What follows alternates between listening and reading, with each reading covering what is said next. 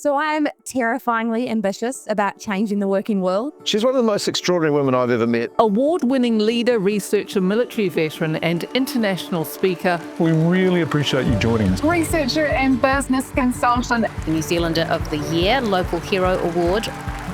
And a recipient of the prestigious Sir Peter Blake Leadership Award. A massive thanks to Dr. Ellen Joan Ford. Author of the book, #Work School Hours. She joins me now this morning. Good morning. Good morning. I am passionate about people having great experiences in the workplace. When people feel great when they're at work, they thrive, they do their best work, and they make their organisations more profitable.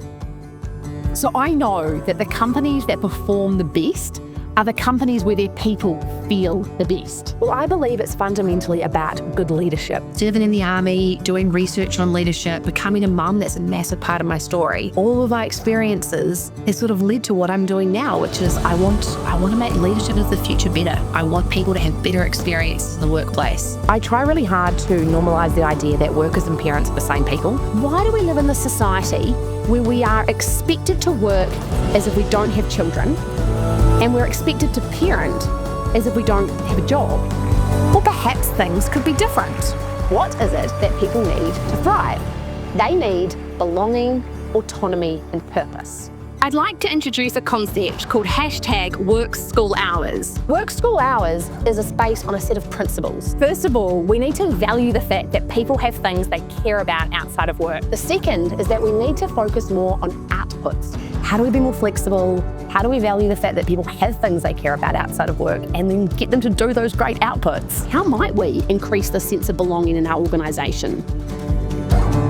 With a decade of service in the New Zealand Army, including deployment in Afghanistan, her dedication to empowering others is matched only by her incredible acts of courage. In 2021, she led a volunteer effort to evacuate over 500 Afghan refugees and their families when the Taliban took power. When I served in Afghanistan, we had locals in the team. 10 years later, Taliban had taken over and these guys were now in danger of their lives. One of them reached out to me, asking if I could help. In a matter of days, this task just grew. I found myself at the heart of this volunteer team. Over the course of a year, we actually managed to get all of these people safely to New Zealand. I reflected with my teammates on how on earth did we achieve this, and what I realised is that it had become my best case study yet to prove that belonging, autonomy, purpose works. Imagine the calibre of person that you could attract to your organisation if you said, "We will never make you feel guilty about having commitments outside of this role. We care that you do your job well, not when or where you do it." It's so neat to see these innovative businesses who are really putting their people at the heart of it, and those are the businesses that are becoming the most profitable.